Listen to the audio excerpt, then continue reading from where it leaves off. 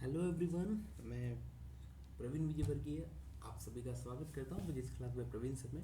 तो नेक्स्ट जो मैं क्वेश्चन लेने जा रहा हूँ वो है semiconductor H C Verma sir की जो बुक है उसका ऑब्जेक्टिव 1 का क्वेश्चन नंबर 13। ओके, सो आइए डिस्कस करते हैं इसको। ये बोल रहा है कि एक होल है जो कि डिफ्यूज़ हो रहा है। ओके, तो रिमेंबर दैट यहाँ पर होल के डिफ्यूजन की बात कर रहा है from P side to the N side in a P N junction. Okay, तो आपसे पूछ रहा है कि इसका मतलब क्या है कि अगर एक होल पी एन जंक्शन में पी साइड से एन साइड की तरफ डिफ्यूज होता है तो ठीक है। तो ऑप्शंस पढ़ते हैं इसके। फर्स्ट ऑप्शन बोल रहा है a bond is broken on the N side and the electron freed from the bond jumps to the conduction band. A conduction electron on the P side jumps to a broken bond to complete it. A bond is broken on the n side and the electron freed from the bond jumps to a broken bond on the p side to complete it. And last option, a bond is broken on the p side and the electron freed from the bond jumps to a broken bond on the n side to complete it. Okay, तो ये बिल्कुल एक fundamental question है जो कि अगर आपको इसकी थ्योरी क्लियर है तो आप इस क्वेश्चन को आराम से सॉल्व कर सकते हैं। ओके, तो आइए डिस्कस करते हैं इसके बारे में। तो देखिए, मैं यहाँ पर पी एन जंक्शन को बाद में ले रहा हूँ। पहले आपको ये समझना होगा कि पी टाइप सेमीकंडक्टर में जब होल्स का मूवमेंट होता है तो उसका मतलब क्या होता है। ओके, तो जल्दी से इसको समझते हैं। देखिए, पी साइड में ये मान लीजिए कंडक्शन बैंड है। ओके, ये मान लीजिए आपका वैलेंस बैंड है।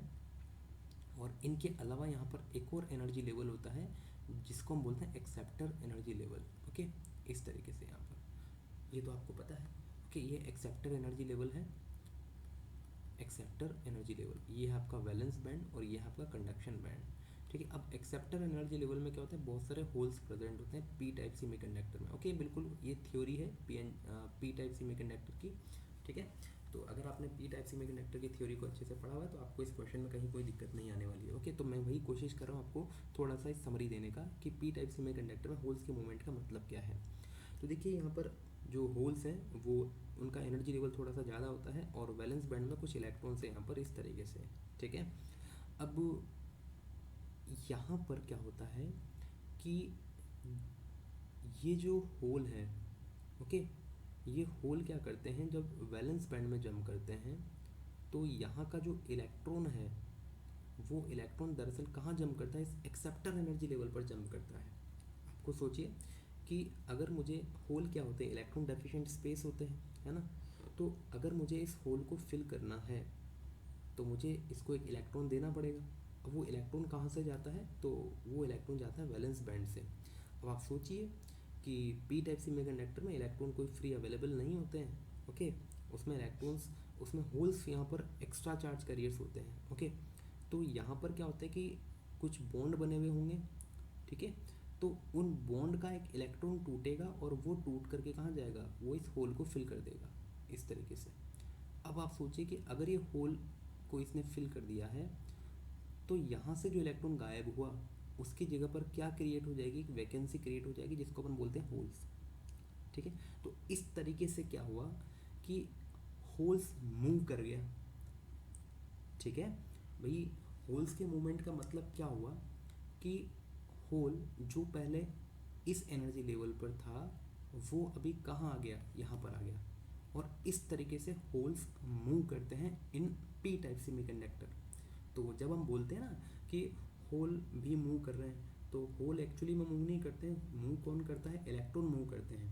ओके, लेकिन फिर भी अगर अपन समझना चाहें कि होल किस तरीके से मूव कर रहे हैं यहाँ पर, तो होल्स के मूवमेंट का मतलब आप इस तरीके से समझ सकते हैं कि होल जो पहले एक्सेप्टर एनर्जी लेवल पर था वो अब कहाँ गया, वैलेंस बैंड में आ गया। इसका मतलब क्या हुआ कि जो एक वैलेंस इलेक्ट्रॉन था वो वैलेंस बैंड से कहाँ चला गया, एक्सेप्टर एनर्जी लेवल में चला गया। ओके, तो इस तरीके से होल का मूवमेंट होता है।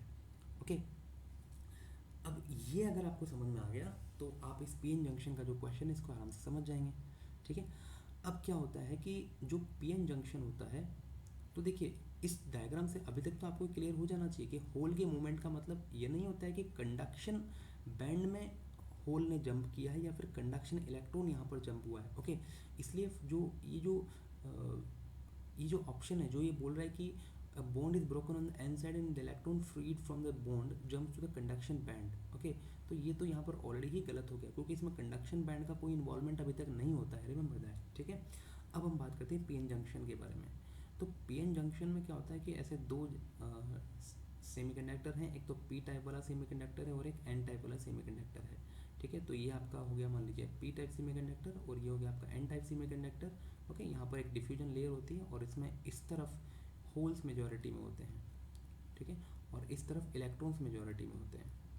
ओके, अच्छा, अब पीएन जंक्शन में जो करंट होता है ये आपको पता होना चाहिए, दो तरीके से फ्लो करता है, एक तो डिफ्यूजन और एक होता है ड्रिफ्ट करंट। ओके, अगर आपको ये नहीं पता है तो मैंने यहाँ पर इसके ऊपर भी एक क्वेश्चन लिया हुआ है जो कि एससीवी की बुक है। मैं उस क्वेश्चन का एग्जैक्ट नंबर नहीं बता पा रहा हूँ, मुझे एग्जैक्टली याद नहीं है, बट मैंने उस क्वेश्चन को यहाँ पर कवर किया है, तो आई रिक्वेस्ट कि आप उस क्वेश्चन को भी समझ सकते हैं ताकि आपको ये क्लियर हो जाए कि ड्रिफ्ट करंट और डिफ्यूजन करंट क्या होती है। ठीक है, तो पीएन जंक्शन में जब करंट का फ्लो होता है तो एक होता है डिफ्यूजन करंट।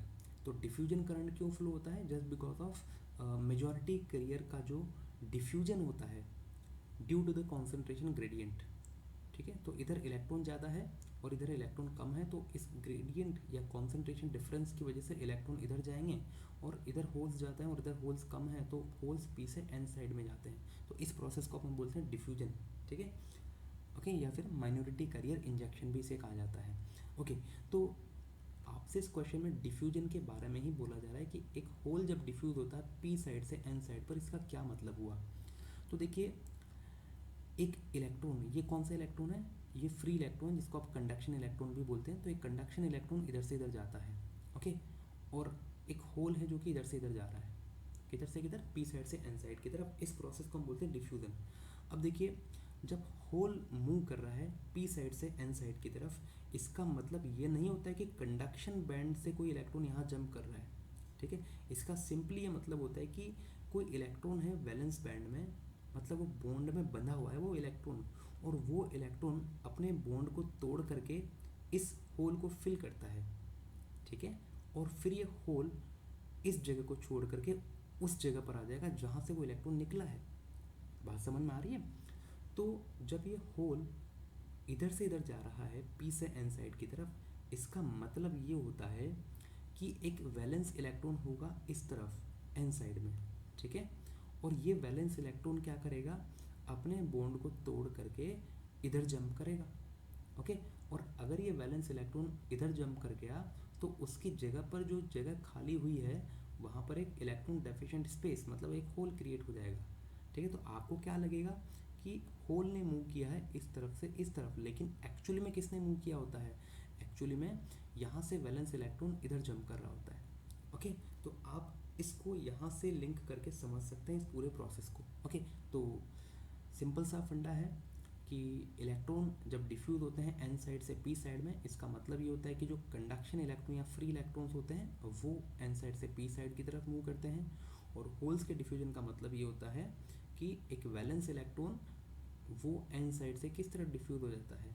पी साइड की तरफ डिफ्यूज हो जाता है। ओके, तो जो ऑप्शन है ऑप्शन नंबर 2, ऑप्शन नंबर 1 तो ऑलरेडी कैंसिल आउट हमने कर दिया था कंडक्शन बैंड की वजह से।